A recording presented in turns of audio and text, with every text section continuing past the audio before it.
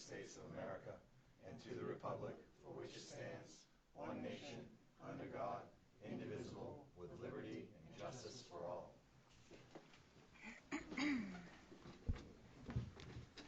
All you, Twyla. So roll call. Counselor Albert? Here. Counselor Colby? Here. Counselor Garrison? We'll wait for him. Counselor LaRochelle? Here. Counselor Ward? Here. Counselor Lunt? Here. And Counselor Fellows? Here. Next item, Twyla. Is Good News and Recognition Order 2021-188, a proclamation recognizing the Constitution Week 2021 as follows.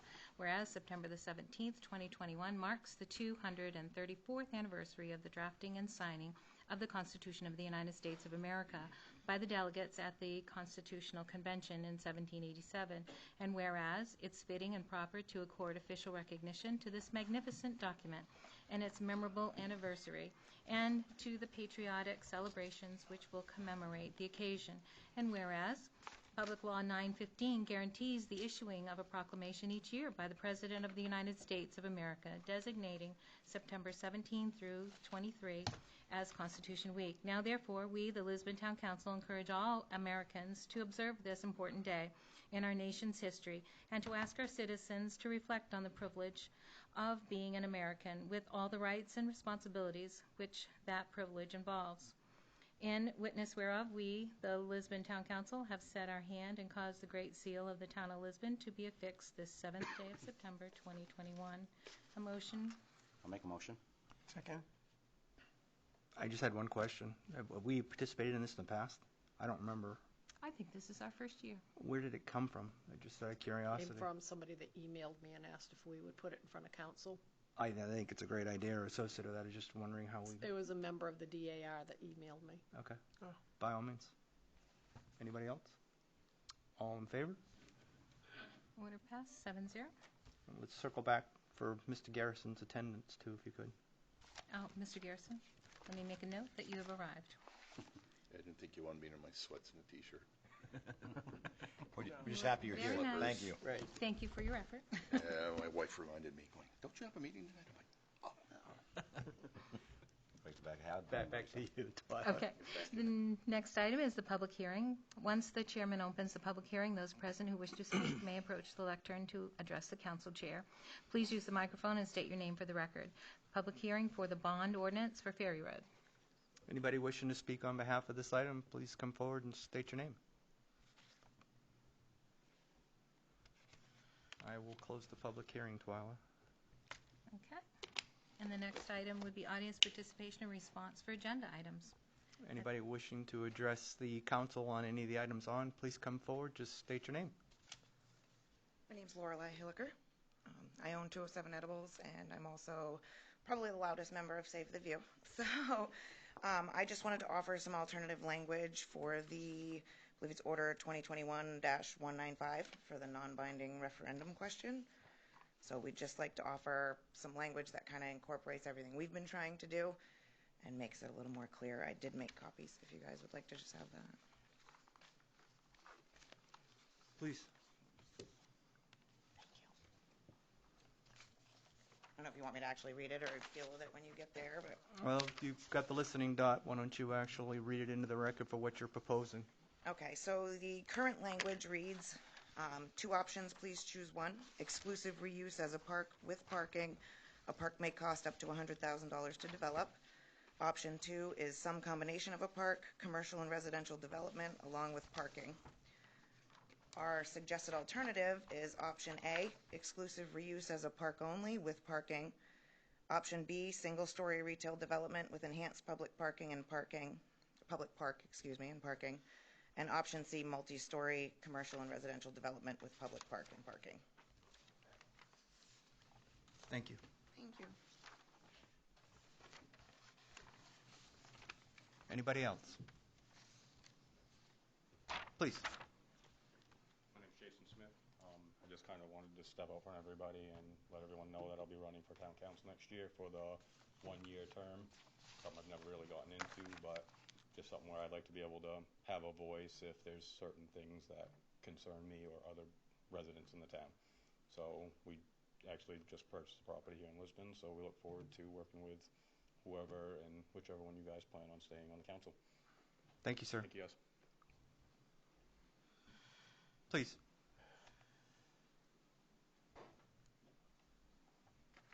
Kevin Kimball, I'm a resident.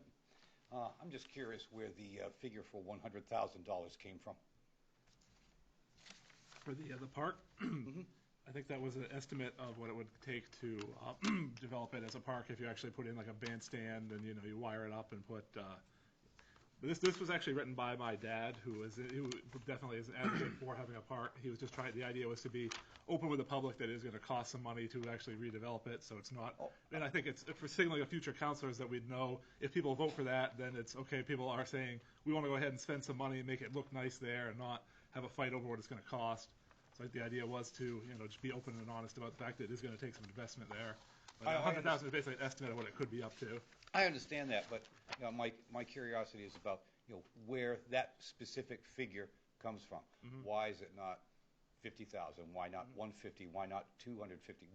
Where does this how does this figure of $100,000 occur? Yeah, it was a number from my dad, basically based on what he had looked at in the past for redevelopment costs for a park for that size. So we don't really have. We don't have there's no nothing concrete. There's nothing concrete there, no. Okay. Well, all the more reason there, and it shouldn't be on a ballot. Thank you. Anybody else?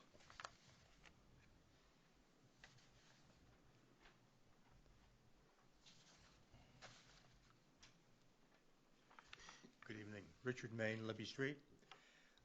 I would like to point out a couple of issues that I think that the council needs to understand when they are considering this motion or agenda item 195, is that there's no provision for a non-binding referendum in the charter, and the charter was, I believe, enacted in 2005. There's been no provision in the charter for a non-binding resolution put out by to the taxpayers. In fact, I think that resolutions or petitions that go out to the taxpayers have to, they're involving recall and something on finance, bonding of different capital projects, such as the Ferry Road reconstruction, which is an excellent project. The other issue is, I think that in reading the charter, that it sort of crosses the line on prohibition between the council micromanaging the staff. And I question whether that is an appropriate use of the town's resources. I would encourage anybody, if they were going to make a decision in the positive for that, that they be sure to check with the town council before the town, with an E, before they say yes. But I stand in opposition to that because I think that the process has been started. The staff has been responsive to the council, and it's the council's responsibility to make those decisions. And I encourage you to uphold that responsibility. Thank you. Can I respond to that? Absolutely, sir. Yep. Actually, I think there's been some miscommunication here that the original intent for this was that it would be not officially on the ballot. It would be at the polling place that you could vote, separately, and it would be not an official part of the ballot. That it would be just a, non-binding thing that would be held there, but it wouldn't be on the official ballot. So it wouldn't be under the charter like that. It would just be, it's the idea is just to gather information for the council to know what is the feeling of the public on this issue. It's not to make any kind of, actually put it in the official ballot. Okay. The other option would be to make a binding question on it. Yeah.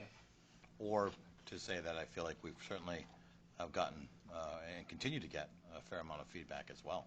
So I'm not sure if there's any value with it anymore, considering we're getting plenty of input right now, I feel. And if anybody differs on that, please let me know, because I know I've seen a ton of email come through about very clear indications of what they'd like done with the park. So I'm not sure where we stand on if there's a need for this any longer. Anybody else? There's still more in the room. If you have something on the agenda that's got your mind, please step forward. Seeing no further movement, next item 12.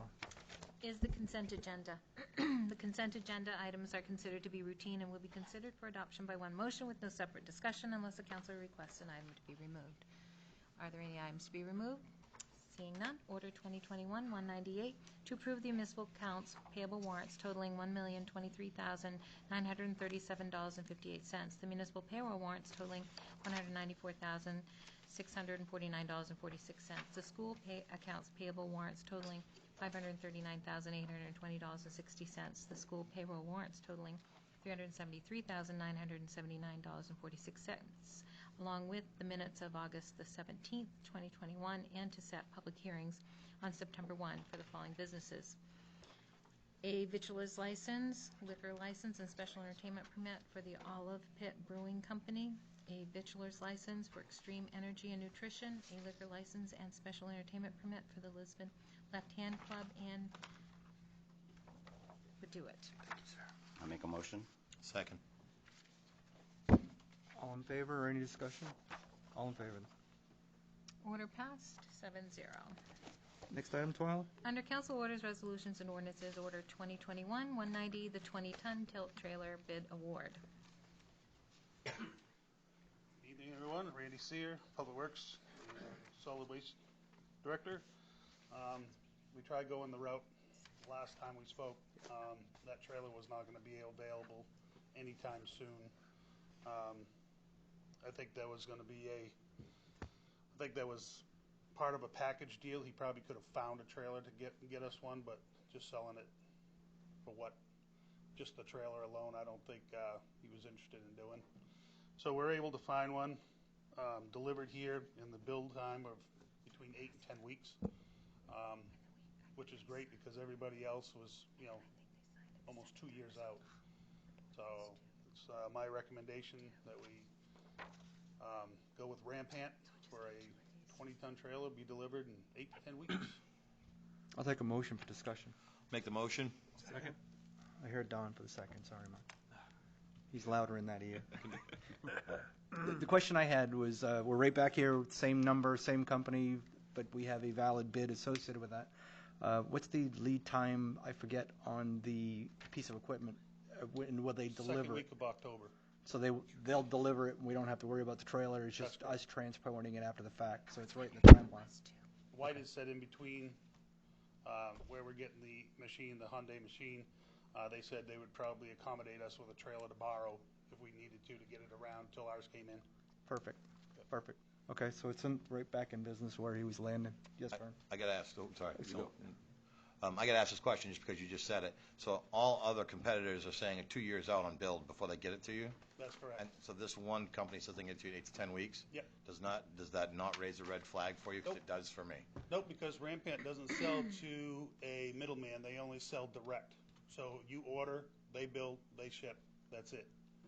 They're not building 100 of them for O'Connor GMC to sell, or to Main Trailer or what have you. They build specifically for the customer, and that's it. Thank you. I think it was important to get that out into the public so everybody understands that, and there's the difference between these folks and why we're going that route. So I've had a bunch of dealers ask me where I was getting it. I'm not going to give them that information until I get my trailer. So I'm not going to talk anything down. Sure. Yeah, right. Thank you.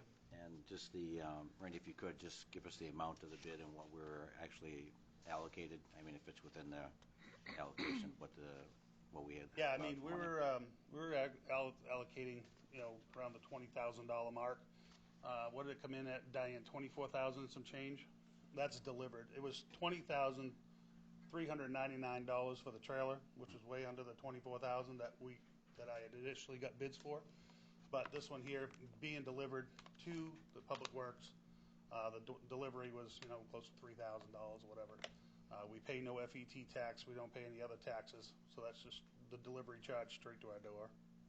So we're right in the ballpark to where $82 over, I think you said, right? Yeah, $82. Mr. Chair. Yep. I just want to point out that between the excavator and the Chevy 3500 that we debated last time, Right. We're still about $6,000 under the That's allocation in the budget. So. That's correct.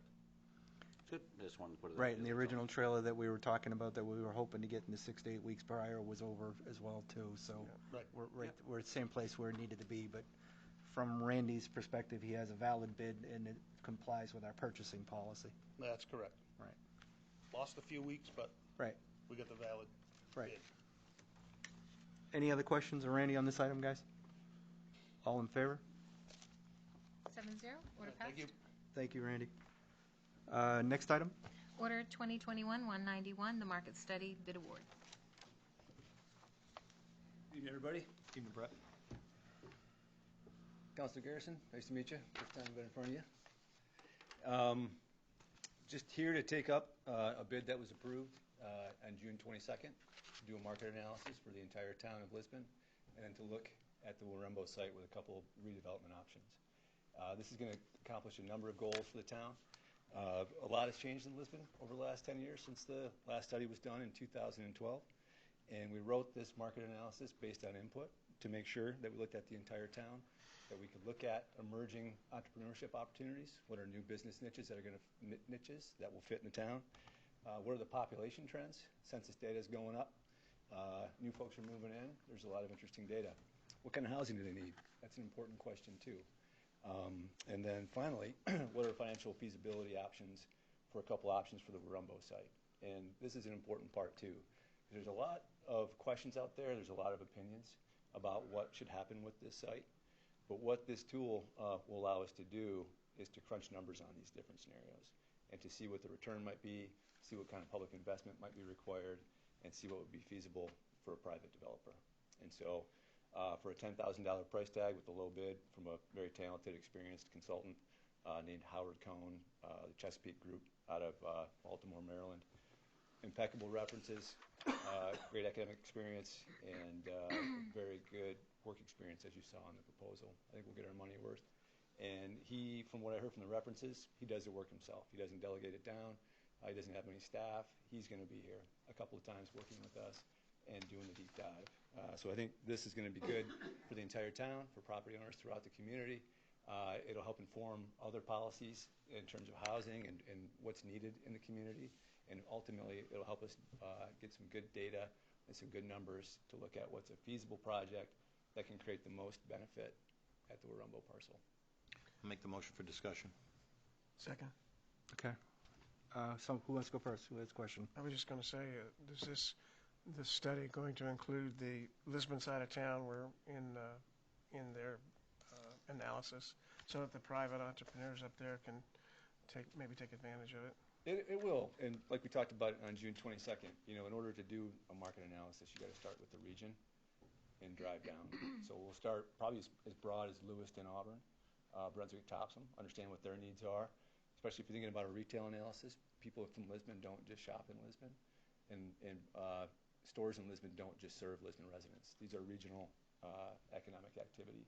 And so to conduct a valid market analysis, you've got to start with the region and boil it down. So to answer your question, yes, it will benefit. One more. Sure. If does it include the option to do a park only at Warumbo? I had that conversation with the consultant, Howard, and we can definitely look at how that green space could be used. That would be helpful to see how that works. Yeah, he's got some sophisticated experience doing riverfront parcels and what to do there. So I think he's going to bring a balanced perspective to this. Mr. Chair. Is that a clarification on that? Is that a two-sided kind of thing? The fact, would the analysis actually say the benefits of going that approach, or what would be the liability, if you will, if you went just that approach? In terms of what it would cost to create it? No, meaning the fact is if you're going to go just green space only, what's the impact plus or minus? Or is that I think definitely we can look at what a competitive position would be in the region and what might work there and what kind of revenues could be generated. Okay. Sorry, I cut you off. No, it's fun. So the deep dive, when you say that, this is where I kind of want to dig into this a little bit more. First, and also to say thanks, it's good to hear that you had that discussion with the Chesapeake Group about a green space only and bringing that into the discussion, because I think that was an important takeaway from our 22nd meeting back on June 22nd about not being stuck with just these three that were proposed, and that considering all options and the public opinion, I think it's important. But That said, the deep dive to Mr. Ward's talk about not just the initial development, but maintaining, going out. Is that something that, is this part of that deep dive? Initially, I mean, I can't imagine you can give us a long-term look at 20 years out, but at least the first 5 years, what you could expect after the input to build the park, what maintenance costs would look like. I think it's important to have those types of scenarios when we're making To maintain a park? Yeah. And in terms of a park? Green space, I should say. I'll back that off. Whatever that would look like. I know that we're trying to keep it broad for now and not dig into the weeds, but when we get to the deep dive phase of this, whenever that is, that's what I'm trying to understand. And I may be too early in your discussions with them before you can get that sort of understanding. Yeah, it's a good question. I can share what we do know. We gathered a quote from a landscape architect in the area to get a sense for what it would cost to make a green space out of that. We have a Parks and Rec department here who could probably better speak to what it would cost to operate that from a staffing standpoint, from a maintenance standpoint, from a capital improvement standpoint. I think what this gentleman can help us do is understand how this would position against a waterfront in South Portland. How do we capture market in Lisbon? What kind of revenues would it take? What are some combinations of uses that would fit that bill? Okay. Thank you. Further questions? I know you had one. Yeah. Did you get yours? Yeah, I had reached out. I got my packet late. I apologize for that. I would have sent it out last week. When we had actually looked at this before, we had looked at a $5,500 figure for the analysis and $75 for the parking. That's the way it was written. I mean, is this encompass of the parking, or is this actually just a larger number than what we had talked about at the 22nd meeting? 5,500 was an extra allocation. Okay. When we first started this conversation in February of 2019, February of 2020, the council allocated $15,000 for general technical assistance. Understanding that if we were going to go down this road, we didn't know exactly what we were going to need, but we knew that we were going to need something. So that started in February 2020. And so this was an additional allocation. So the funds are left over after the architects or the renderings with that $5,500 actually equate to the money that we have. Yeah, I think we talked putting about the numbers together, that's all. In the last meeting when I was up in front of you, which was at the end of June, and we have about 20 grand, a little bit more than 20 grand right now, that's been allocated by this council for this process. So after this, we'll have about 10 spent, roughly 10 left with the parking analysis I think we could be efficient with this consultant.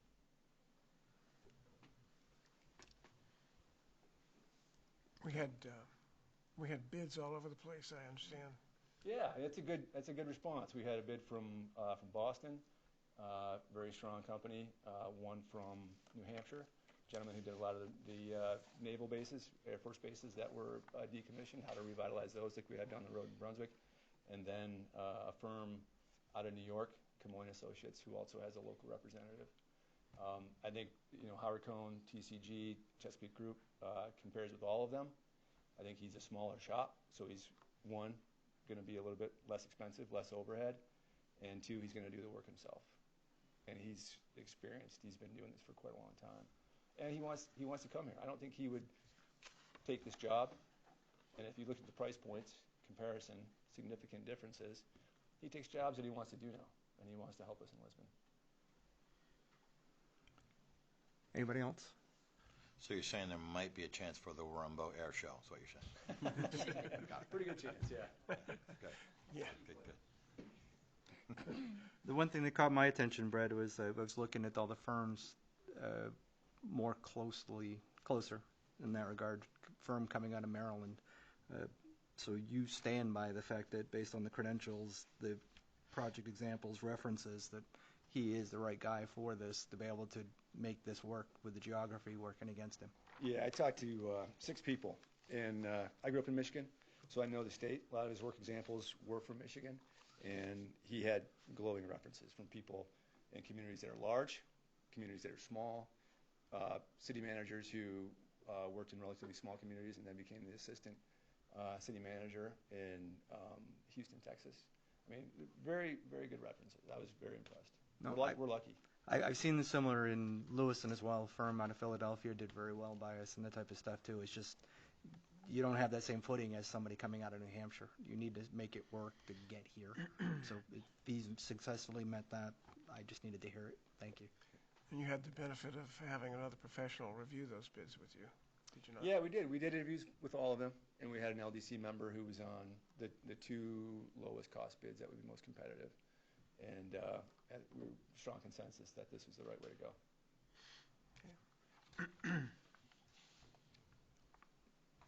Can we explore that one for a second?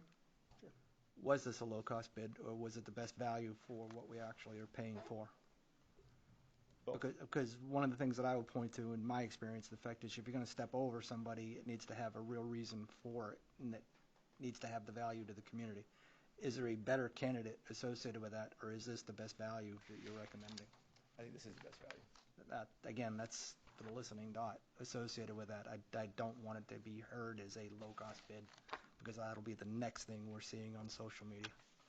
Yeah, we made the case with the architectural renderings to Okay. go with not the lowest bid, and we would do that again if we felt that was appropriate. Thank you. I have a question. Sure, Mark. Brett, you said you reached out to a landscape architect for a cost estimate on a park. What would you get back for a number on that? To design it, not to build it, to Right, design it. to design it, okay, so. A few grand. Okay, yes, yeah. No, I was curious so I mean, it would cost a few grand to design it, so it would be nice to be able to get some kind of figure on what it would actually cost, from someone who would specialize in that kind of thing. Yeah, Develop a nice park there that would really be an asset to the town. Yeah, I think Not a construction site. it's a great question, and I think, from the LDC standpoint, a number of folks in the room have participated in those meetings. We've really worked hard to keep a balanced approach, and really the renderings that we did and the approach that we've taken really is a consensus. There's a lot of folks, and appreciate, all the emails and all the good input around an entire green space. There was also folks who wanted to, sell it to the lowest bidder. So we worked hard at the LDC level to try to reach a consensus that balanced the uses, balanced what folks wanted to see, and could create a viable project. And so, we talked about the size of the green space last time, but I think this gentleman can help us understand what a viable use of those land would be. Anybody else? If not, all in favor?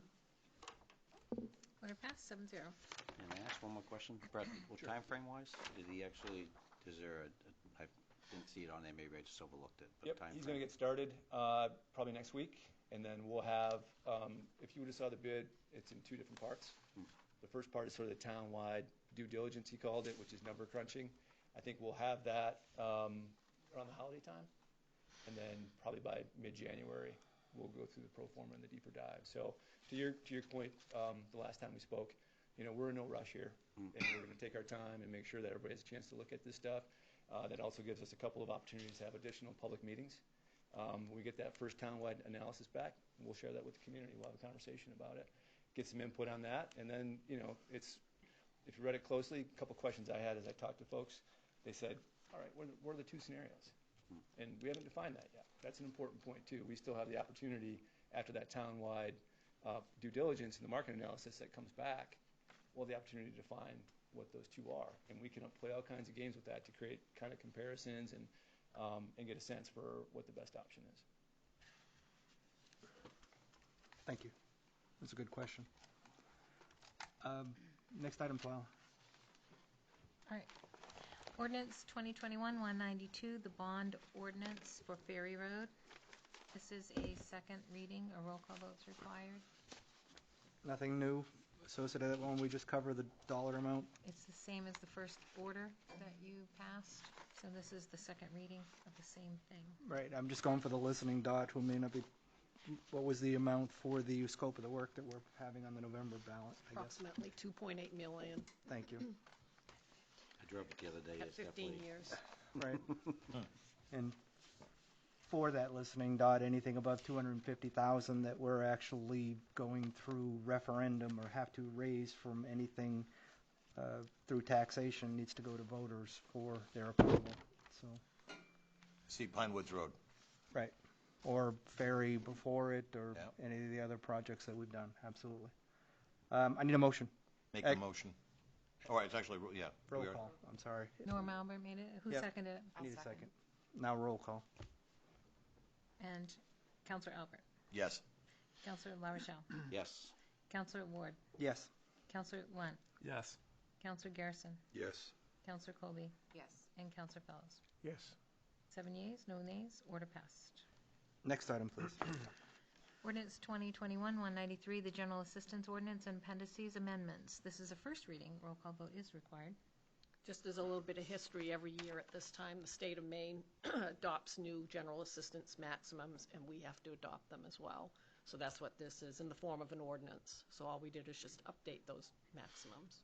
We have no control over the amount, so we just, Right. we gotta play along. That's right. Yeah. We do get 70% back from the state for anything that we spend out on general assistance. I need a Make a motion. motion. I got the motion. I'll second. I got the second with Cassie. Ready for a roll call? Roll call, please. Counselor Fellows, Yes. Counselor Colby, Yes. Counselor Garrison, Yes. Counselor Lunt, Yes. Counselor Ward, Yes. Counselor LaRochelle, Yes. and Counselor Albert. Yes. 7 yeas, 0 nays. Ordinance passed. Next, Twyla? Ordinance 2021-194, the Remote Participation Ordinance. This is a first reading. A roll call vote is required. You had tabled your motion to adopt it from the last meeting to this meeting. Make a motion for discussion? Thank I'll you. second. I got the first and I got the second with Norm. Okay. My turn. Yeah, you did the dirty work. We actually tabled the motion, which was to adopt the ordinance. I've put it back forward as a policy, so I'm not sure what the exact procedure is. So did you want it to be an ordinance, or do you want it to be a policy? Policy. So And, that's what you, and the that's what you reason for moved, that. is a motion to adopt the policy, right? Correct? Yes, that's correct. So if we need to go back and do something different, We we gotta can. get rid of No, this as long one. as they agree, we're good. Yep, I think Adopting that's. a policy. in Policy. favor. Okay, yeah. Versus ordinance, yes. All The right. reason why it was a policy is because it's a lot easier to write or to read when you've written the thing. The second part of it is in dealing down through it, I put both essentially the same thing forward that allowed the remote meetings, one person away in less than an emergency situation. I also wrote it so that it would be just an emergency situation. And as I mentioned at the last meeting, we used to have provisions to do Zoom meetings as a council back when Janet Mills or the governor had the authority to do that. The governor doesn't have that authority now, so we can't hold Zoom meetings. That's what this would do, that second portion. And if I read the sense of the council, people I've talked to about it and read the minutes from last time, I think the simplest way to do for now would be to pass the policy that deals with only emergency situations, not the individuals in remote situations. So that's what I would propose. Are you saying that your motion is just for the policy that's for the emergency only?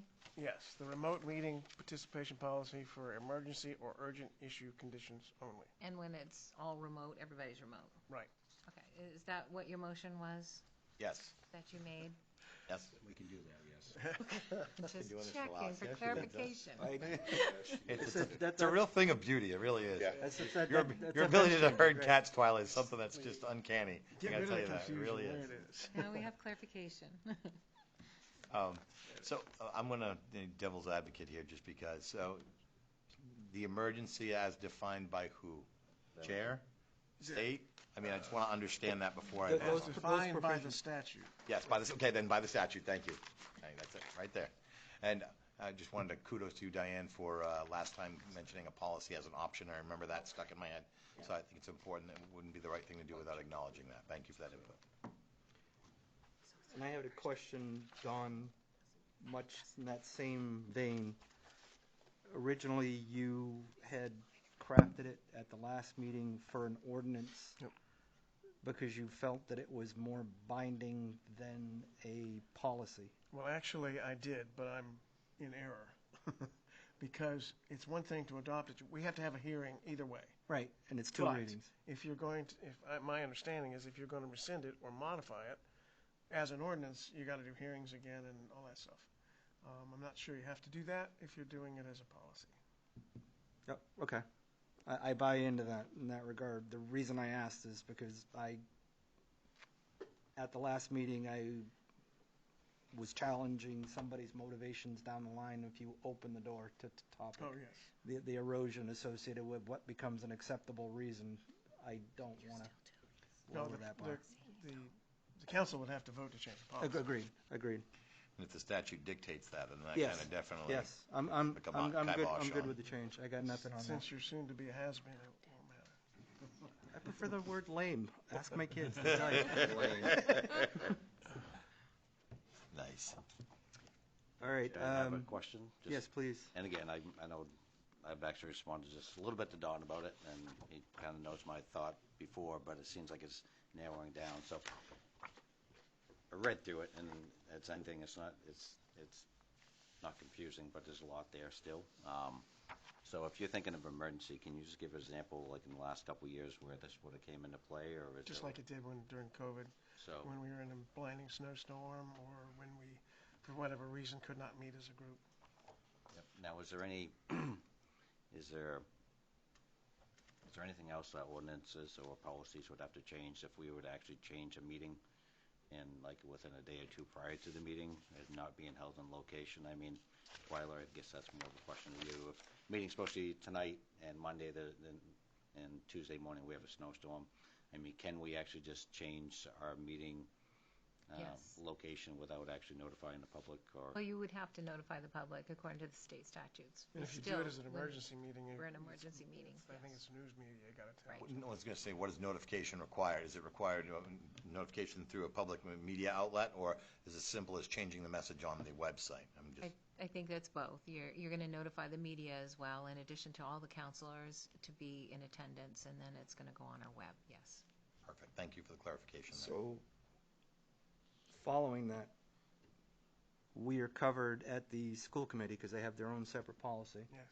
Town council has their own policy. The only exposure at this point would be committees like planning board. Planning board does not have a provision. Lewiston's version of this referenced council and committees at the same time. Did you draw the line? I didn't do specifically? that. I noticed that one other town had done it in Lewiston, and it hasn't passed anything yet. that I It's know on of. the agenda tonight. There were other towns that wrote them that covered every board and committee in that same process. Should we be considering that in this moment? Since there's a policy, is there latitude for us to be able to do that? And then if there's a challenge to that, undo? Or do we not want to rush in and just do what we're doing tonight and talk about the other committees at a later time? I'm thinking at a later time, because it's very seldom that the planning board would have an issue that would want to meet in emergency. and a snowstorm, they would just actually postpone it to a different night. Right. I'd say that's why I asked the- that's why I asked the question. What's the exposure? I know the school's already protected because they went ahead of us. And the fact is, but the committees aren't. That's the only reason I was asking. Okay. Any other questions on this topic? So just a point of order, so if you're going to approve this policy tonight, then it needs to come back to another meeting because we haven't held the public hearing yet. Right. So, This is just first reading. Right. so I don't know if you want to treat it like a first reading, just to cover all bases. Yeah. Yep. And then the second reading after the public hearing at the next meeting. That makes sense. Do you still want to do a roll call? Absolutely. What's the fun in tomorrow? Roll What's the call. fun in that, huh? Are you ready for a vote? I believe we are. All right. Counselor Albert? Yes. Counselor La Rochelle? Yes. Counselor Ward? Yes. Counselor Lunt? Yes. Counselor Garrison? Yes. Counselor Colby? Yes. And Counselor Fellows? Yes. 7 yeas, 0 nays. Your first reading has passed, and we would set the public hearing correctly for the next meeting on the 21st at 7 p.m. Perfect. I want to thank my colleague for actually being patient with me as we walk through this process of the last meeting, because I'm a long ways away from my original comment, which was burn this down. I'd say burn it down, isn't that? That's, Yeah, so. You call that patience? Okay. No. To get something that actually made sense, to actually get a 7-0 is a big thing on this topic, so I thank you for your effort. it's not a convenience policy, it's an emergency policy. Yes, which is, yes. which is a huge stride, I think. Right, and I think if there's a Yes, sir. if there's a snowstorm, we'd have to call up and be on Storm Center. You'd see Lisbon meeting move to online, so you could go online and watch it that way. Played 2 hours after we started. Right.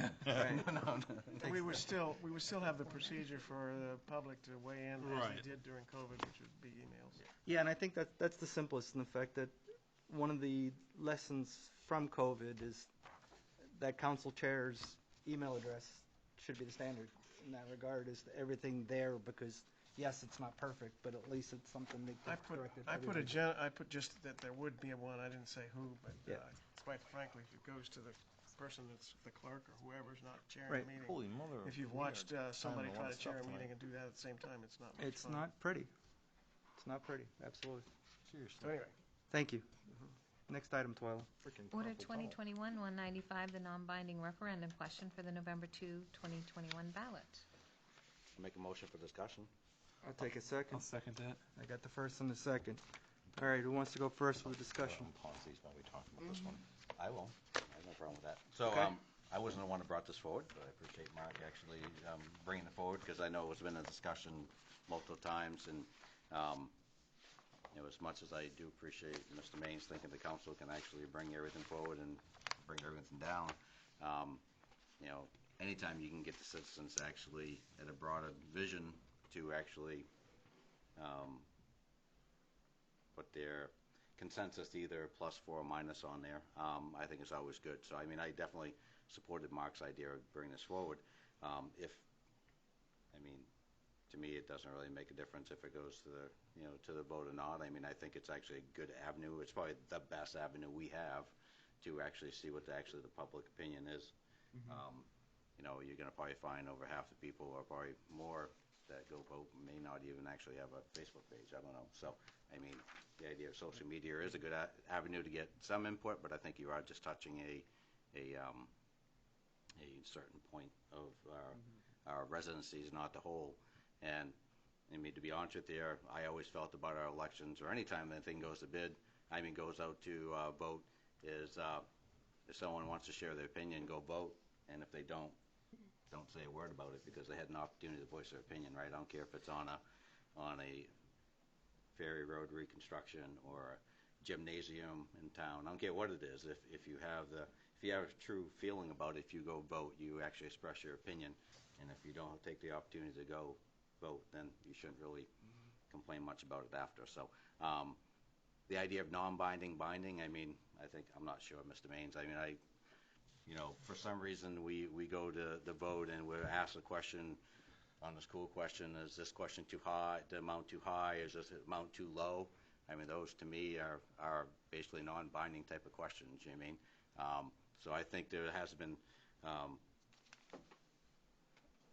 examples in the past of us doing something similar at our elections, asking questions and actually getting citizens' input. If council feels strongly enough it needs to be a binding question, I have no problem making binding. Then at the end of the day, it's just going to be up, down, or in the middle. You know what I mean?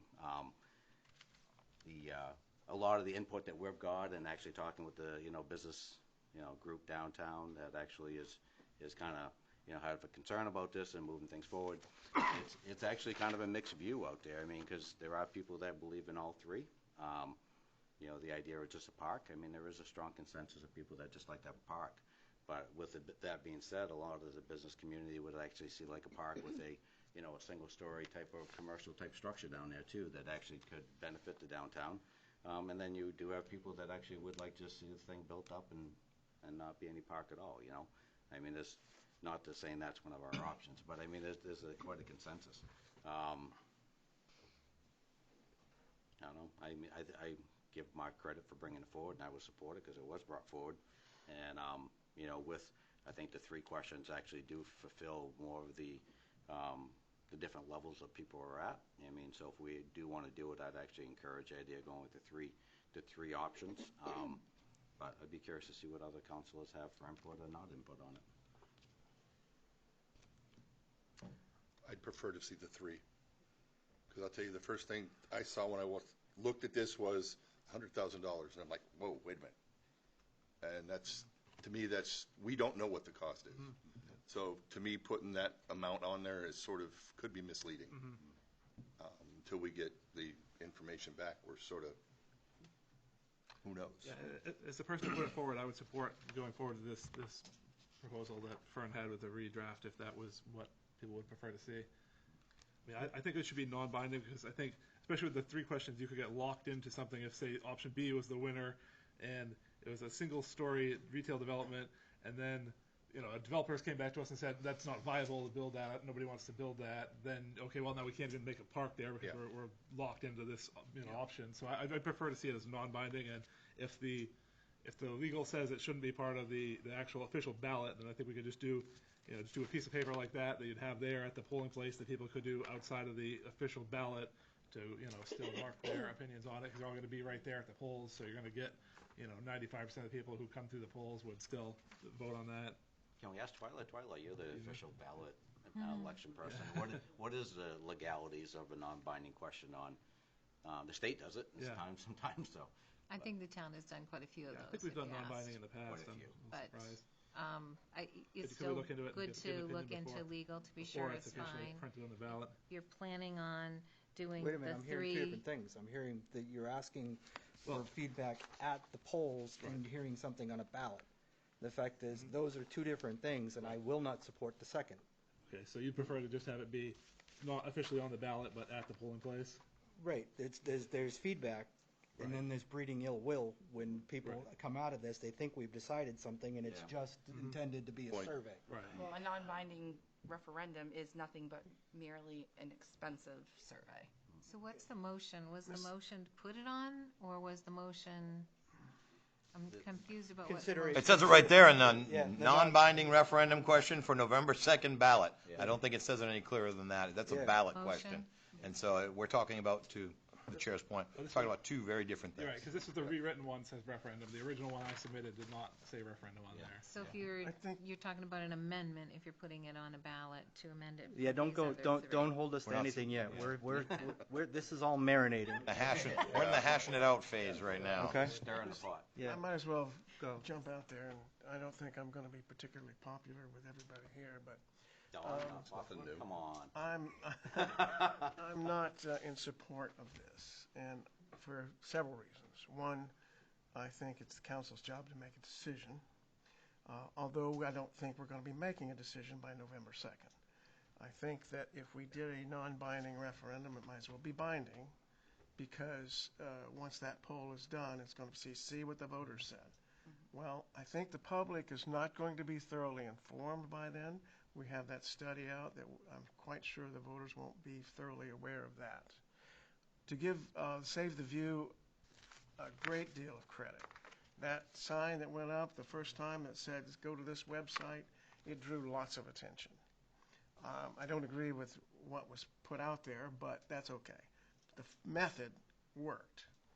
And I'm thinking that also this particular time when we have an election, it's not a major election. So the attendance could be much better than the school board in June.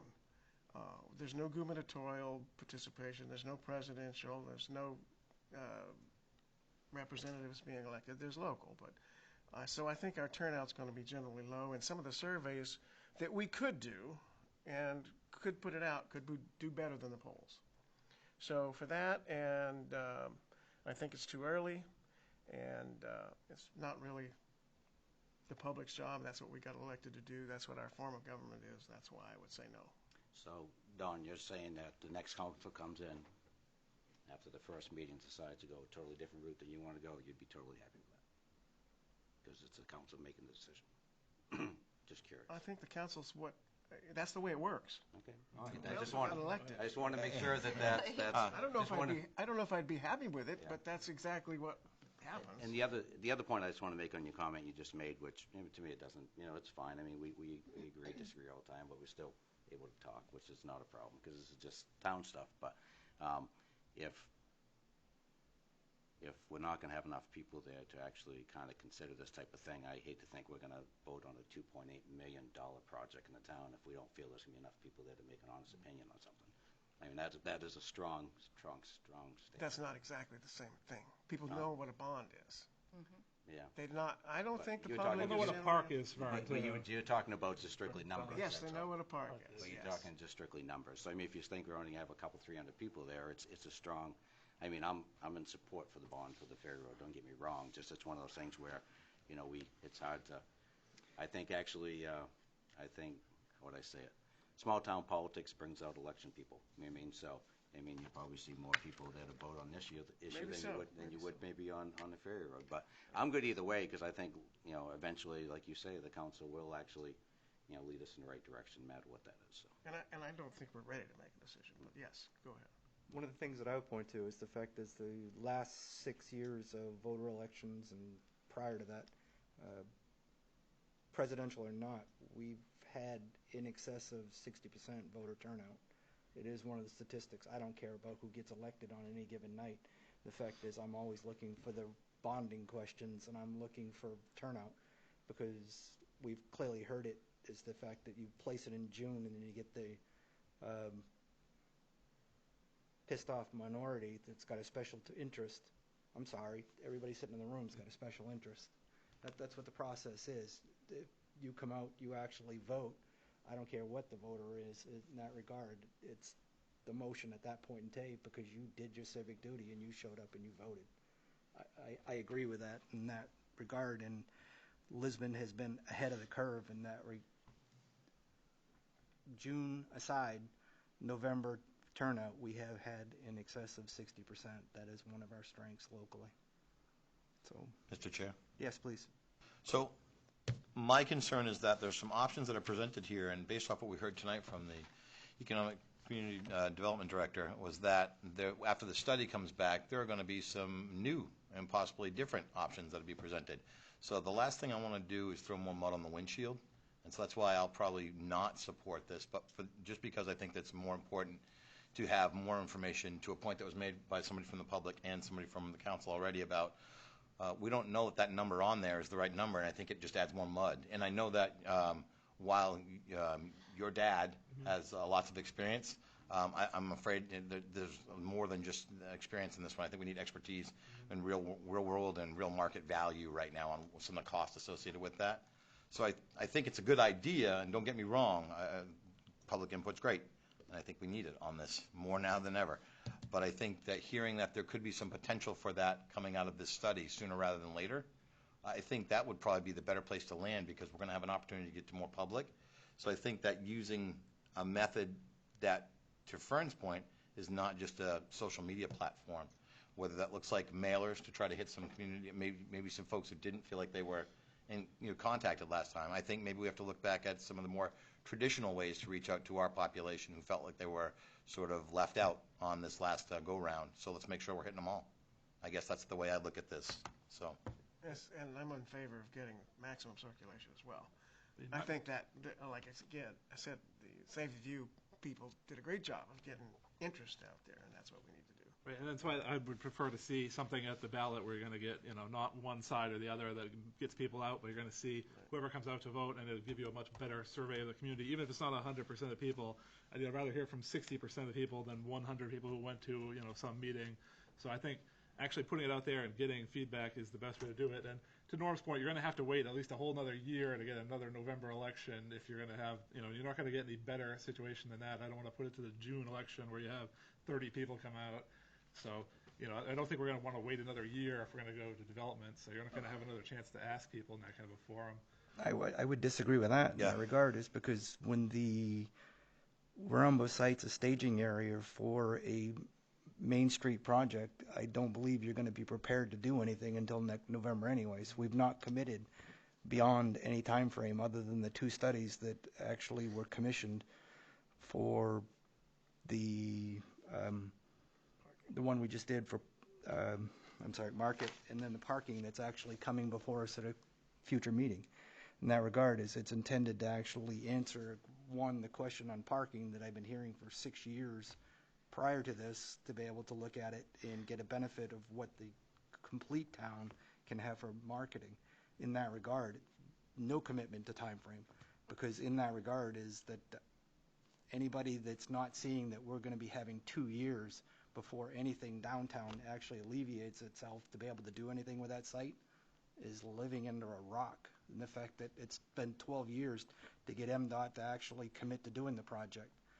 It's nothing other than a staging part for the next coming years.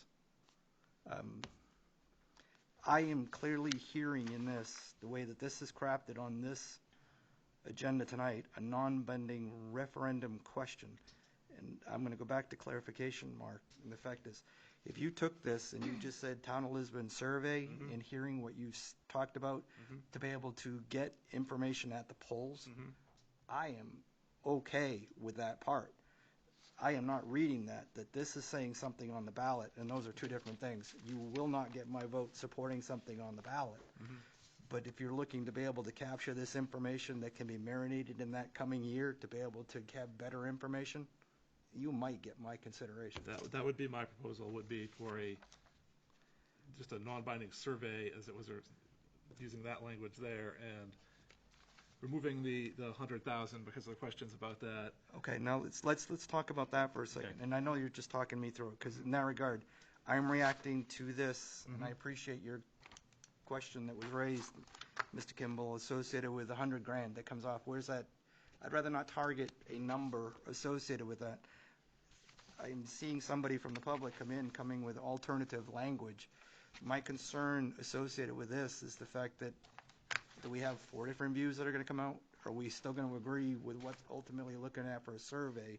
So I would actually like to have us come up with a consensus with what we would actually say that ought to be, because I don't clearly see that we have enough to be able to have a consensus on what we want for a survey. We have more time because it is not something that she has to print. Right, exactly. She does not have We to. can take more time if you want to work on it until our next session. So When is the deadline would be? That's why I said, we're still marinating. So the fact is, don't worry about that for the motion yet. Do you That's need, just my do you view. need to do anything to table that so that we can just? No, it's not a table. So Because if we're committing to a survey, we can vote on a survey. Okay.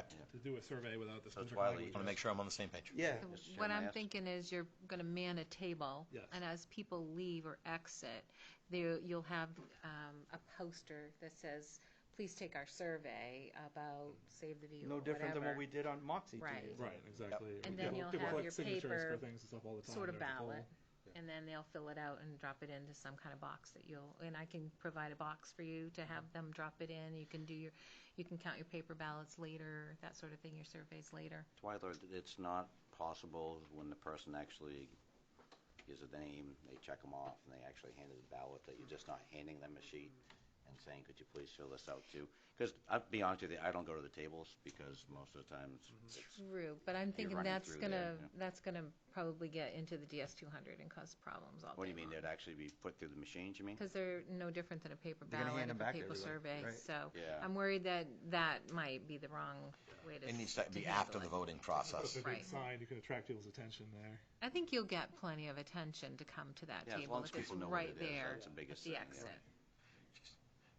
Just get the Save the View folks to set up right after you. Right. That way they'll come, you get a chance to get them. It's the same thing. There's a lot of good information that's coming out from a campaign, to Don's point. If we can capture the content associated with what's coming in from Save the View, it's added to what we've already had that's come in the last year and a half.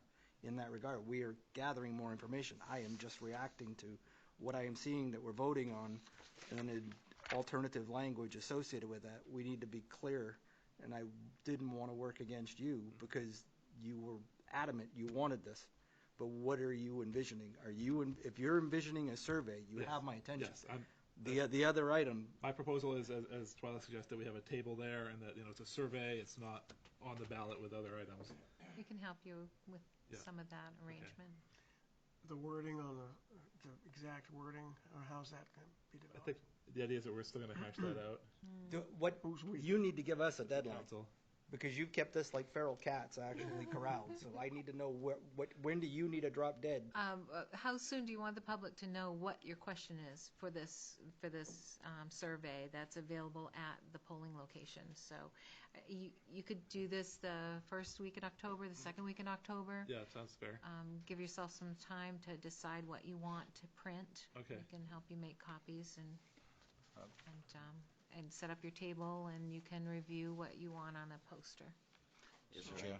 No, please, you leave. Yeah, well, again, we're still marinating, so the fact is, what's the liability? I just wanted to ask, excuse me, Brett? Yeah. Rough idea, you said he's coming next week. How long do you think it will take him to complete this? You said January. Like I said, we're looking at the holidays before we have numbers, and then Okay. we're looking at after the new year before we have any kind of numbers. I just wanted to understand that a little bit better, and I couldn't recall it. I know it was 5 minutes ago, but I'm getting old. Yeah. So that said, that's the only reason I asked that question, because I all wanted us to understand that. And again, I'll go back and stress it. How can we pose questions when we don't have detail? We're operating off detail that's pretty old, and really, if I'm being honest, pretty divisive in our community right now. Is this how we want to present to get feedback from folks?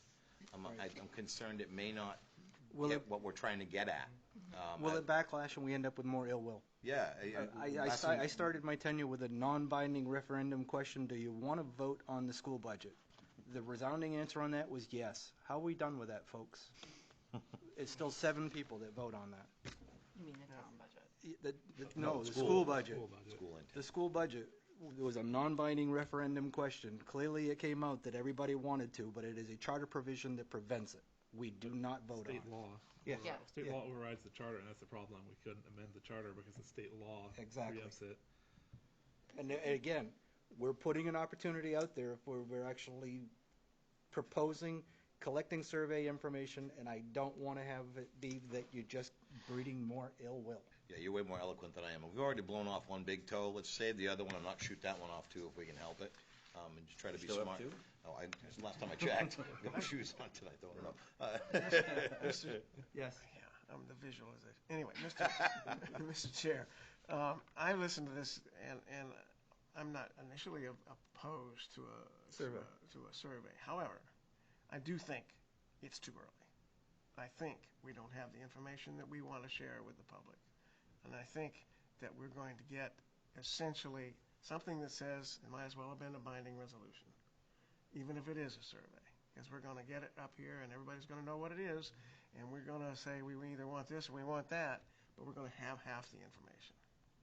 And I'm not in favor of that. We're putting the cart before the horse. Exactly. I agree with Don. I think it's too early. Until we get the information from the study, there may be more options out there that we don't even know about. Exactly. That's my concern. And, We see 2 sets, just in what we're presenting tonight.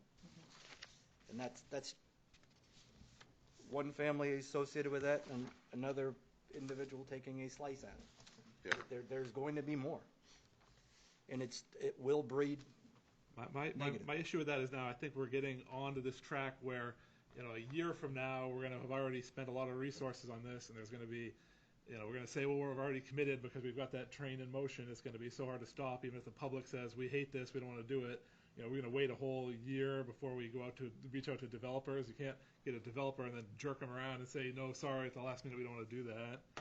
So I think, you're going to, are you really going to wait a whole year if you start the process and you invest all this money in it? Okay. I mean, I think that's a real problem. If you skip this election, you're going to have to wait a whole year. Well, we're not going to be able to do We can't anything do with it, it yeah, I anyways. think- Right, but you will probably want to start the process if Yeah, you're but going to this look is for. You're going to wait for another year for But the looking for a market developer. study is a big part of the process. So why wouldn't, if we're going to spend this type of money on a market study, why wouldn't we wait to see what the results are? I think, I'm far from an expert on developers by any stretch of the imagination, but I think they'll understand that if MDOT is doing work there to make that place better, they understand and they know that work's got to get completed before they'd ever want to get in there and try to do something.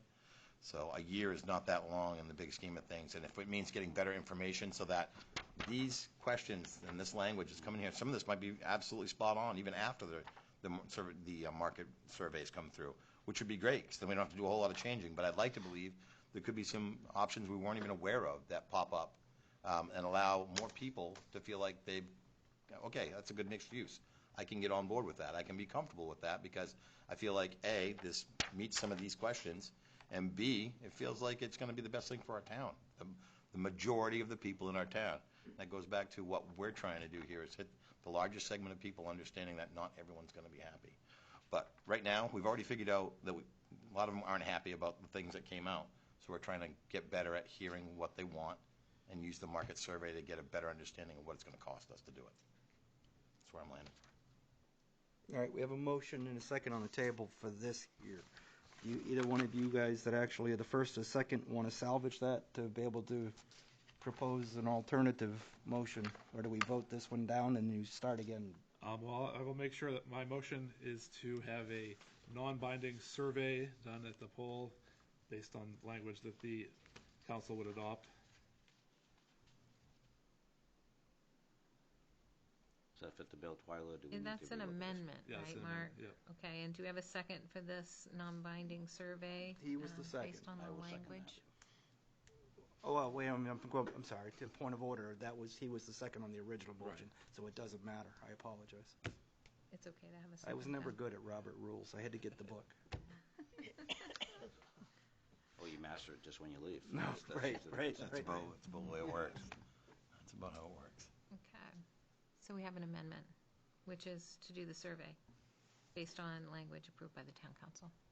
All right, now So- for the point of order, which one gets voted on first? The amendment? Do we have enough to be able to make a decision on that? Any other dialogue? All in favor? Opposed? 2-4, and amendment fails. 2-5. Okay. Should add up to 7, shouldn't it?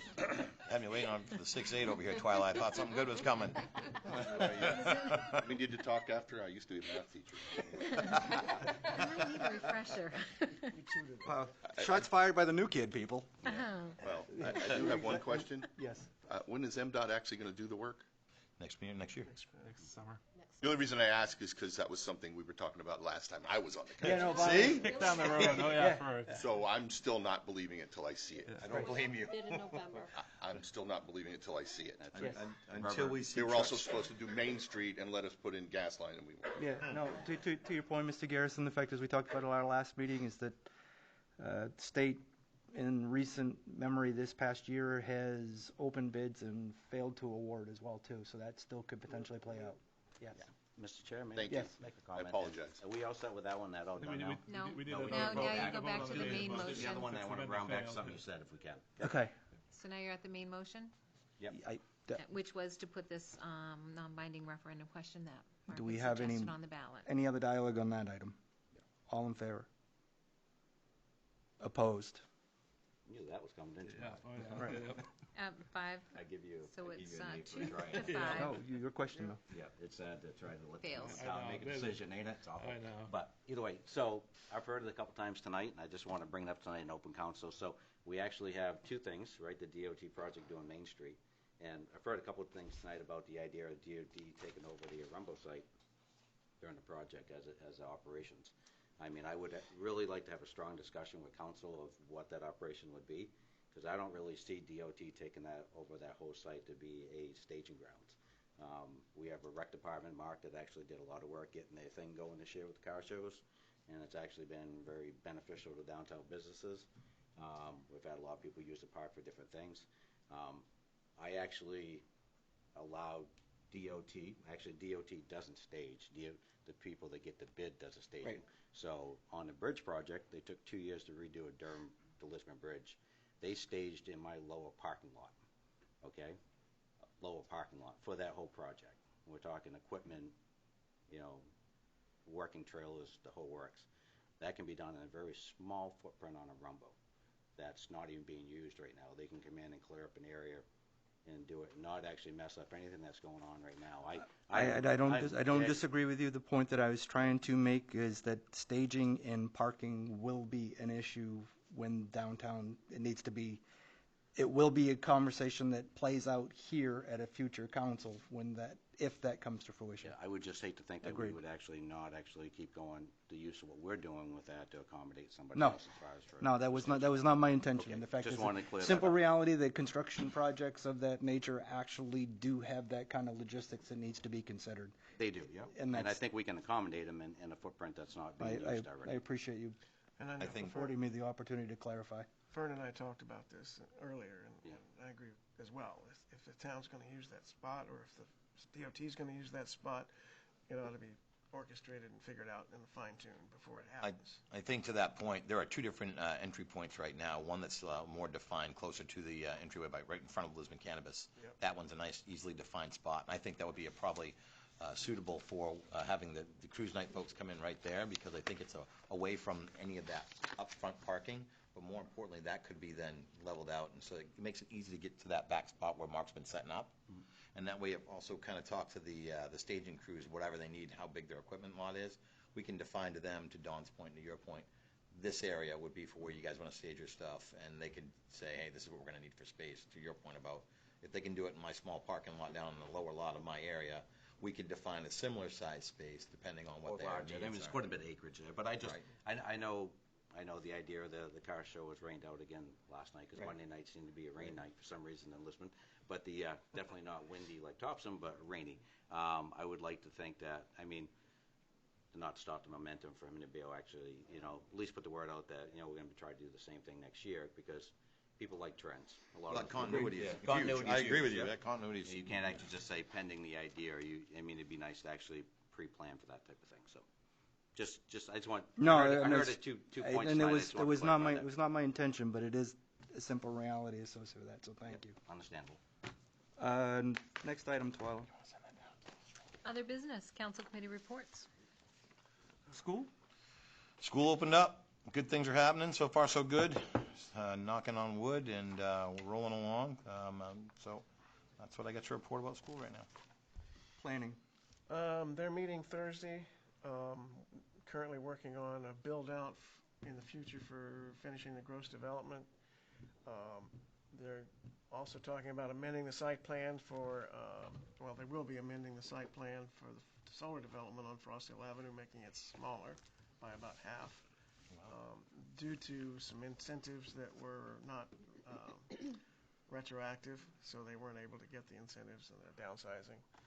And they're also dealing with AvCog on the possibility of amending the Rural Open Space 2 zone to better address the land use for agricultural or non-agricultural purposes. So, yeah. LDC. Yeah, nothing to report. I did not attend the meeting. It's Wednesday. So, yeah, I'll have a good one next Conservation. Nothing. I was going to say we haven't met yet. Recreation. Nothing new, except for friend stole my phone. No car show. can add to it. Next week they're going to reschedule, so it's the last one. Please come out. I'm sure you will. It's been well attended, so we'll see you there. County budget starts tomorrow night. Mark and I have the prelim budget, 3.4% increase as it stands right now. It's my understanding, setting through their input last week, the commissioners made no cuts. They actually made a $13,000 addition for something that needed to be added at the last minute. So budget committee will have that to sort out associated with that. The intent of the 3.4 is to, coming off the year of COVID, where they held it flat, they did the same thing that a lot of communities did with putting their emphasis into fund balance reserves to mitigate. They did receive that message that we delivered last year, but this will be a 3% that they're looking at. I, at face value, disagree on the surface because they grew their fund balance. I can give you a $150,000 item that they bought that actually closed to fund balance this year. So they have a little more reserve, so that will be one of the things that we talk about. Two other items that are in there, talking with a couple of counselors, getting this started. There is also discussion that's playing out for consolidation of the 911 centers. You probably may have seen the article that was in the Sun Journal. Active discussion between LA 911 and county for consolidation. There is a model that was actually presented by the sheriff. If we were to consider this and close our dispatch, there is a savings to the community. Obviously, the discussion that's been heard several times locally for the loss of control and what that ultimately means will still play out. So I'm not advocating one way or the other because, frankly, I think at the end of the day, under the best scenario that they put together, if you're not going to do this based on tax valuation, it's going to be flawed, and people will target it all the way around because that's the one standard that, you know, Auburn's at the top of the list. They can't dodge what their valuation is. That's the most equitable. It should, just like anything else on county, if their entire budget's based on that, how they play out with the dispatch shouldn't be anything but. I think with the emphasis with LA 911, Lewiston and Auburn taking the lion's share of the savings being passed off to the smaller communities, you're going to have anarchy. So I think that item dies pretty quick. The other item that was discussed, you guys may have also heard, the county is the recipient of $20 million of ARPA money, which is the last round of stimulus money from the federal government, specifically earmarked for county. It's my understanding none of that is in this content, Mark. It's outside of it. The council, commissioners, I apologize, have blessed what they have deemed for specific projects, i.e., they gave $500,000 of bonus or whatever you want to call it, money for people that actually had to work through the COVID experience. Yeah, hazard pay. They are blessing roughly $6.5 million at this time for HVAC expansion at the county building. That figure, Mark and I know, started at $1 million 2 years ago, grew to $2.5 million last year. Now we're at $6.5 million. And the thing that they've removed is anything associated with the sheriff's department in the basement. So stay tuned, because I think $6 million at this point, with everybody competing for ARPA money throughout the entire United States, the one thing that actually is an allowable expense is HVAC controls, so the price tag on those expenses are just going up. The boilers are end of life and have been through my entire tenure of 6 years on the budget committee, and probably were with Mark's 3 prior to that. So it's going to be a challenge, less for the budget committee, but actually talking some of our players that are on that budget committee off the ledge for the separation between commissioners and what the role is of a budget committee. So that's a long-winded discussion, but they've had a lot that has come before us. I know I haven't brought it here because until it starts to get real for Mark and I later in the month and throughout October, there's very little that we can have any say in. Questions, please? Do they actually put a deadline on the idea of communities inputting on whether they're interested in joining or to participate in the merging of the 911s? I mean, how are they handling that with communities like us and Sabatis? Well, one of the points that I attended that first meeting with Diane and Dawn because they have kept Ryan informed, being that informed outsider, if you will. There's only 2 dispatch centers, LA 911 and us. So knowing that the last go-round sheriff kind of had egg on his face associated with the way that was handled here locally, they have kept Ryan up to speed. The criticism that was pointed out by the commissioners is, well, that's great, but I live in Poland and I have no idea, and I'm looking at a $250,000 increase for the coming year. So to your point, I don't know of any specific deadline, but I have not heard that the topic is dead as of yet. The way they have approached it is the budget that we have before us does not include anything associated with the merger to keep the two separate. Gotcha. Yep. But and the comment when we were up there, I forgot what I was going to say. Sorry. Yeah, the proposal is just the proposal, and the idea was to be floated as either with or without us. But not. The county budget would actually have to reflect it. It can't be kept totally separate. So once a budget is voted on and you have all your revenues and expenses, I mean, 2 months into the year, they just can't go back and actually change that. No, what I would think that they're probably going to land, and Mr. Post doesn't like it when I spar with him because I don't give him much breathing room because I think what you're going to see, it's the difference between the county being on a calendar year and all municipalities on a fiscal year. They're only going to have to deal with what you're talking about for 6 months because when we finally, in every other community, do that next July when a budget's approved, they're going to have a measure of where they need to land, and it's going to be picked right back up 2 months after that in that September timeframe next year.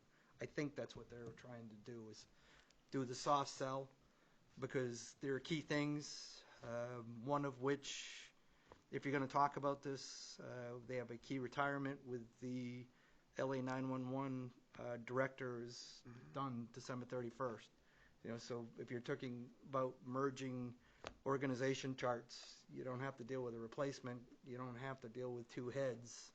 You now actually can try to integrate that a little bit softer. And the difficult part, too, is even if they do merge, they're still going to have 2 centers for now until they build a new $20 million. And they need to. They need to, because to bring on the staffing, you need to locate them in 2 different places just to meet the needs like you were talking about. But yet the staff that was in LA 911 would now be on county pay, which actually would affect the operating budget of the county. I would actually probably challenge Fern that it probably would go the other way, is that when they all become county staff, it's going to be one pay scale, and if it's counties that's lower, they probably would have to adopt the LA 911 model. But their paychecks would come from the county, not yes, from agreed. Yeah. But it would be everybody's cost would go up. Right. Yeah, I think we're saying the same thing. Yeah, That's why the people have $250,000 increase, because they're covering LA 911 that they aren't now. Yeah. And realize, until we actually got to this point where Mark and I are actually having to go into a meeting for county, I didn't want to have a lot of that discussion here because we have a duty to the people in our comm center. Absolutely. I don't need to be the one raising the alarm associated with this because I don't want to be the soundbite that actually appears in the Sun Journal, because we're just participating in the dialogue to know what is actually being discussed. The fact that if we're not, then we're part of that problem. It isn't even addressing. I don't know. Every time, it's been at least 3 votes that I know of, and it has failed to actually close our comm center because of loss of control. And that argument will play out again if this comes to fruition. Yep, totally agree. But what I would counter with, and we have always been very candid with our last 2 chiefs, when it is time with the PSAP arrangement to actually let us know, you need to nudge us, because it needs to come from staff that there may be a time frame where it's not cost allowable to do so. And Ryan has brought it forward just in that packaging at this point. Any other question? I know I hit you guys a whole lot, but the ARPA is, it's a dart. It's a dart that pissed me off locally, and I'm glad I didn't get published in the Sun Journal, because I think it should be part of this budget. Because if they can point to specific, you just don't give people $500,000 in hazard pay and not have a budgetary impact associated with that just because you can bill it to the federal government. It should be passed with somebody, and it is clearly in the commission's charter. Right, there should be revenues and offsetting expenses the way we do it here, not, just communicate to the general fund that is a net zero. We got the funds associated. It's allowable expenditure. Agreed, Mark. And that will be. That's the way you're supposed to account for everything, not have a special case because bill it to somebody else. And you know as well as I do, I file it as it's going to be the Mr. Titus clause. Yes. He will be the first to say it because he is good at what he does. That was my long-winded minute. Who are we now? Library. Thank you. Summer reading. I'd say the summer reading program just concluded here, and they had a great summer. A lot of kids read books, and they filled out the whole peacock with all his feathers with all the books that the kids wrote. And so, thumbs up to you guys. Great job, kids. Water. Summer reading program. Oh, no. The Water Commission meets next week. Moxie Commerce is holding a meeting on the 20th of the month. to discuss what DOT is planning to do and all the bidders and so forth. And I'm strongly encouraging the water commissioners to attend that meeting as they've been requested. Okay. Finance Committee. Met at the beginning of this month, continued conversation about transfer station and solid waste. And while I know that as a council, when we spoke with them back at the beginning of the summer, we had asked to fast track it if at all possible so that we could have some sort of, talking points and recommendations by October. I think that as this last meeting came about, we realized that as we were going through some of these, it did feel a little rushed. It did feel like we were kind of landing back at the same space that we were before, with a few tweaks. But I think there's, if I'm being honest about it, as much as I would like to see the project be completed and recommendations coming to us in October, I don't know if that's a reality. We have another meeting slated for the 28th of this month, and I'll be happy to bring my report from that to you first thing in October and let you know what comes out of it. But I think it's important to put that on everybody's radar now, that what we had asked of them back in June, I think that may have been a tall order, so I'm going to allow them to dictate to us if they feel that there's a need to go longer and dig deeper. That I think that's what we all agreed we wanted, to get the right information. It doesn't need to be never-ending, because they do have other tasks to their point. They want to be, and we want them to be, looking at next year's budget as we start to ramp up for the budget season next year. To that point, Yeah. Mr. Chair, there may be another way to attack that issue too, and it's been bandied about a little bit. Finance Committee is the Finance Committee, but there's been very successful workings that on committees that got people, the people concerned involved.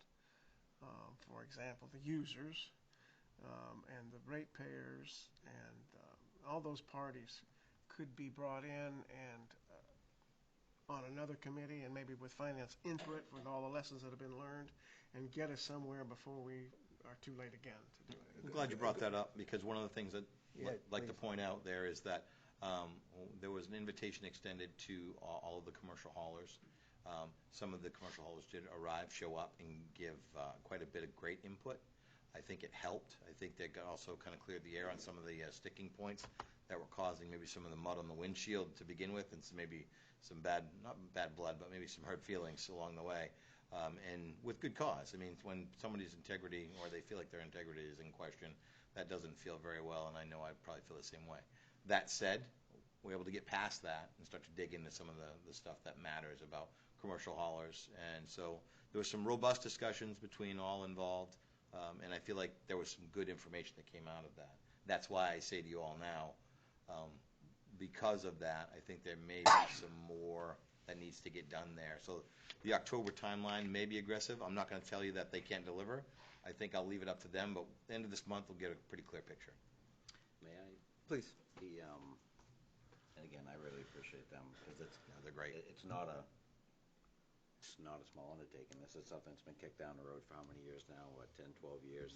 And it just gets to be a bigger snowball as it rolls. So the idea of taking it on now and thinking you're just going to come up with a magic solution, click your heels, and it goes away is going to be. But, with Don's idea, I mean, I think there's two parts of this. And I think the financial part, the idea of the financial, financial test of this. Is it feasible? And if it is feasible, how we go about it financially to make this work is much different than the operational part of it.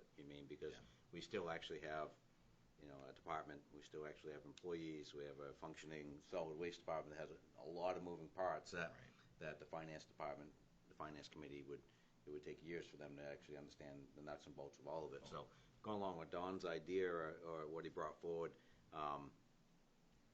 I don't think I was looking for an end solution from the finance committee. I was just more of them thinking, we had actually posed the question, in our community, do we actually feel that the solid waste is actually a service provided to taxation, or should it actually be subsidized or paid for by the users? Right. I think that's the question they're really out there answering, not so much to speak how to make it work. but actually just posing a question is, if this is actually a service like snow plowing and everybody expects a road to be plowed, then the town needs to go figure out how they make that work. Right. You mean, so if they feel that, the users are the ones that should be responsible for the solid waste and not all taxpayers be, burdened with the cost of that. I think that's the main question. It's not so much the nuts and everyday operations. It's more the idea. Those are, I think, the questions that were really posed to them that time is, is solid waste and trash, is that part of taxation, a service that we provide to the tax collection of the community, or is it actually, is it not, and actually should be paid for by the users, the people using it. And that's a great point, Fern. I think to talk about why we kind of got back into this piece, even though it's been an ongoing, I think the reason it's been more elevated, more to the top of the list in the last few years is the fact that the cost has increased at a much higher level than it has in the past. And so we used to have an appetite. We were always losing money. I mean, it's crazy to think that, but it was never flush. It was never a wash. It was always we were losing money, but because we would have a reasonable amount of return on some of the recyclables that we did in other areas of revenue stream, it made it so that there was this is the level or appetite that we had. We could lose this much, still feel like we were doing okay. And that number, we've surpassed that and then some now. So how far have we gone past that, whatever the number is that we can live with? And more importantly, do we need to put fees in place to get back there to be okay? Or are there limitations surrounding our facility? That's the other one that comes into play here too. When you're batting around solutions, the fact that the limitations associated with a site that is built in built in the 50s or 60s. I'm not sure if anybody can quote me on that one. It's been a while, and so it wasn't laid out for the current setup that we have right now. And more importantly, if we're going to drive folks into the transfer station more, how are we able to accommodate that? And what does that look like? So there are a lot more questions, I think, that have come out of this process that we really didn't anticipate. I can tell you, late 70s and early 80s, we were dumping in a landfill. I remember. And burning it. So I remember on Pinewoods Road. Probably not as old. Probably the 80s. One, I can tell you just an optic that actually came out this year, and I mean, take it at any level. It doesn't really make a difference. But so we actually tripled the fees of some people to use the service. And on the other level, we actually said that the town was in so good of a spot that we could reduce taxes this year because we had extra money. And we actually had more money than operate. So, the majority of the town got a reduction in what they pay for the trash service, and a handful of people actually got charged triple. So, I mean, it's really hard to play both sides of the fence. I mean, you either town's financially, in a good spot, or they're not. I mean, so it's a hard discussion. I mean, well, I think that came up at that meeting, and I don't mind digging into that one a little bit. I think what happened there was the question about how that fee was that equation to that fee. And so it was using an estimated number of customers per commercial carrier. And then what happened is the commercial carriers actually came up and said, our customers are this many, and not what the number was. But to your point, I think that we made that decision, and I'll stand in front of that. I got no problem with it. We made that decision as sort of a knee-jerk to what we were hearing in the moment. So we made the decision based off the information that we had in front of us. Whether it was right or whether it was wrong, I think the point was that we're looking at fees associated with, and we were looking back at the whole body of work. Fees for commercial haulers for the longest time were very low. Not to say that they deserve to be, there's no penalty phase in this, but we were looking at hearing the cost of doing business is greater now. And so if there are a large number of commercial carriers, are we charging the right amount of money?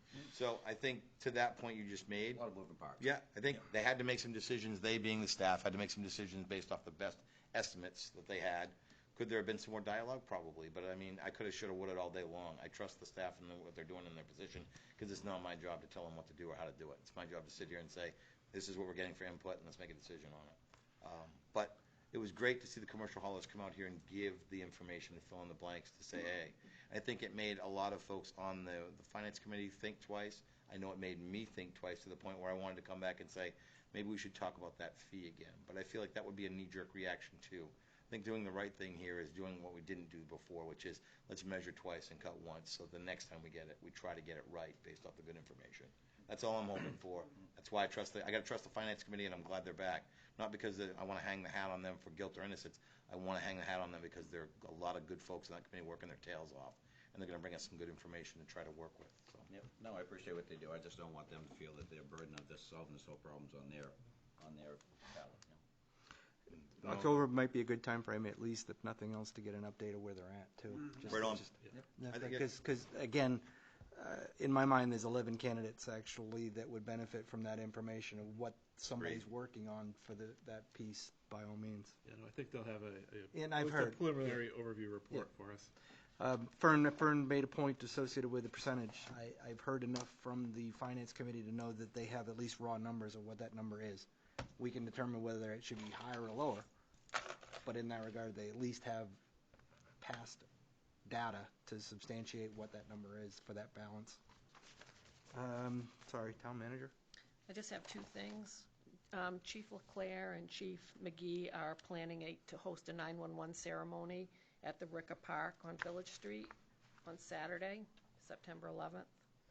And that will take place at 9 a.m. So anybody's invited. I think they're going to put on, it'll probably be about a 45-minute ceremony, but they're going to do a nice job with it. Who's working on the park now? Somebody's working on that park. Yeah, the Fire Association, I think, hired Davis Landscaping. Oh, okay. Don't quote me on that, but they've hired somebody to spruce up the park for this ceremony. And then the other thing is... Do we have anybody from council that would be interested in attending? I'm happy to go. Okay. Saturday? Saturday, 9 o'clock. Thank you. Got it. Thank you, take care of Council. Yeah. Go, Diane. And then the other is the candidates' night. We put a flyer in front of you. We selected October 12th. Right now, we're going to group everybody together unless council doesn't want to do that. They want to keep the school and water separate from the council. There are quite a few candidates, but we should be able to get through them in one night. It's going to be a non-council meeting night. So if we started at 6 o'clock, maybe we could get through by 9. Even 5:30. 5:30, yeah. I mean, it does give if it's a non-council night, it does give the citizens come in one night and get all Yeah. instead of trying to do it twice. So. We're going to be sending out a questionnaire ahead of time with the questions, the second sheet, so that we can post that information so that we're not listening to all of that. It's already going to be posted. So when they come in that night, it will just be questions from whoever's there. See Twyla with a red and green light, just like at the debates, right? Okay, Yeah. time's up. Whoop, done. Cut the mic. Next person. Cut the mic. You only got 2-minute response. You say please. that. What time limits are there? Because I think there's a certain level that makes sense. Oh, like that. It's true. Because Okay. I will say, some of us are no shrinking flowers up here in that regard. Everybody should be heard, too, so I get that, too. Yeah, no, I'll own that. Thanks. No, That's all I have. Limited to 1 minute per. Oh, right on. candidate right Good. there, yeah. See? This should be strictly, they all get shot collars. I got a couple extras at home. They were looking for endorsement. We were talking about this when you put it on the table. The fact is, not having it on a council meeting night, I can go either way. Because you're right, there are 6 candidates for council and 5 for the school and water. If it's a non-meeting night, I don't think it's unreasonable because they have the same issues. Now, you've got school funding, capital improvement. Is there anything else on topics that Twyla's usually brought that is missing? Other than that, she's got it. We are streaming it, right? Yeah, they all Streaming it and promoting it on the And website. it'll be viewed later? Okay, good.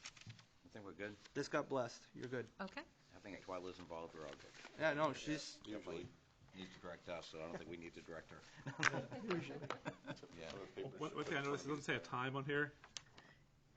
We can add that. Yeah, What a just- it good should say idea. the time so people know. So do you want to start at 5:30? No, I think that was just... Go with 6. Do you want to go with Go a with 6? 6. You get trouble getting people here. Yeah, skin. I wouldn't go any earlier than 6. Yeah. You're thinking 6? 6 is good. Okay. Sure, we'll add the time. Yeah, too early. Earlier than that, people are trying to get off from work and try to get here and stuff. Yeah. True. Okay. All right. Appointments, Twyla, we don't have nothing, do we? Have none. Council Communications is next. Who's got anything? I do. Baron? I'll let anybody else go first if they want to. No. I'm that type of person. 2 things. One, I just want to I'm not sure if they're listening or they watch, but Pam and Frank Hogan have been out around the community cleaning up little areas. Yep.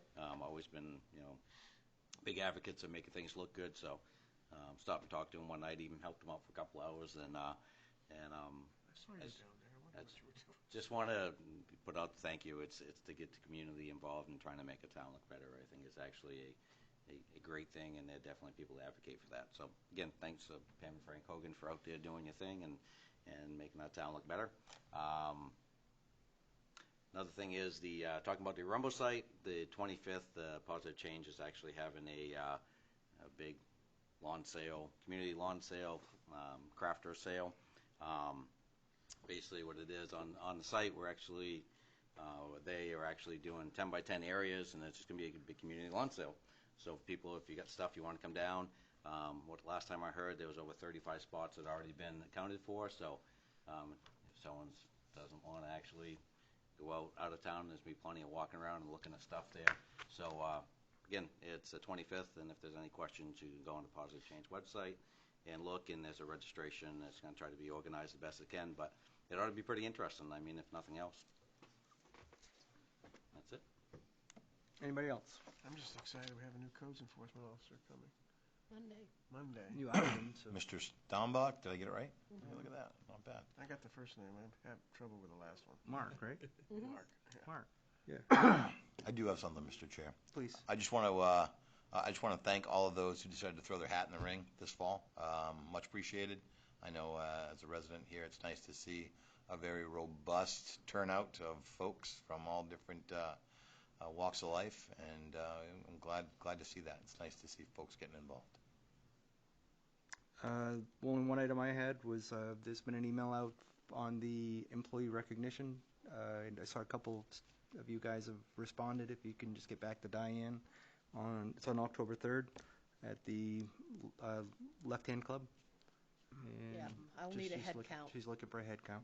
Bring the corn. I know they have horseshoes out there, but bring the cornhole boards. They have those too? Yeah, they have horseshoes out. Oh, good. Yeah, I was going to say, my arm's going to get tired, but the cornhole, I can throw that. Don't they have cornhole out there too? I'm not sure. I thought they just I'll had the shoes. verify that. If not, we'll bring ours. No. I don't spend much time outside But there. they have cornhole tournaments outside. They do. So they, I don't know. Ken's on the board, and the fact is, I knew horseshoes. I don't know about cornhole. I'll find out. Last year, didn't we all bring our own? Yep. Yeah. But if they've got them out there, we don't need to be bringing them. So Right. I'll find out. One way or the other, we'll have it covered. I can tell you right now, all I got to do is text one guy. But that's Go okay. for it. We'll be practicing out here. No, Parking lot again. Ray and somebody else. I didn't play last year, the year before. Ray and somebody else. Audience participation for response. Got a list of demands for anything not on the agenda, you two? No? Anything that we didn't cover that you want to cover? I just wanted to welcome Mr. Garrison. Thank you, Back. I think. Back, right, Yes. right. Just For 4 months. Welcome, Mr. Garrison. Godfather months, line. back on the Godfather council. line comes in right I was here. going to say, wasn't it you who said you I would had do it again? Right. So, Somebody called me and asked if I would do it if they needed me. I said, sure. If you need me, I guess I could do And the it. word Fall underneath emergency And provisions. reluctantly, yes. welcome. Welcome. Thank you. nailed. Gotcha. Yeah, followed by the emails like, oh, gee, thanks for being on the council. I'm like, You got to come into HR, sign up. Yeah, right, right. yeah, I had to fill out all my paperwork again. You can save it from last time? What's up with that? I think That's your excuse. I think we're at motion to adjourn. We are. I'll make that motion. I second. You got a second over there. All in favor? 7-0. Thank you, guys. Yeah, you answered your phone once when I called. And thank you, Mark, for your Really? They would like to. Ah, I must not have been there. Whatever. Because I always answer the phone call, because I answer all the telemarketer calls. Oh, yes. Spectrum calls me